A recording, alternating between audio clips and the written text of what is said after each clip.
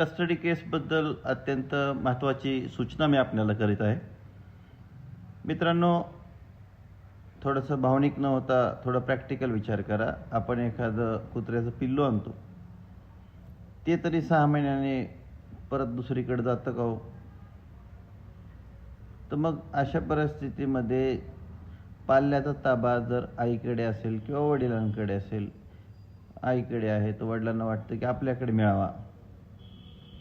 तर 5 वर्षापर्यंत मुलांचा ताबा मिळणं अत्यंत कठीण असतं वडिलांना. आणि त्यानंतर जर तुम्ही ताबा मागत असाल तर मुलाचं मत विचारात घेतलं जाईल. मग ते मुलगा म्हणेल का की आम्ही येतो वडिलांकडे?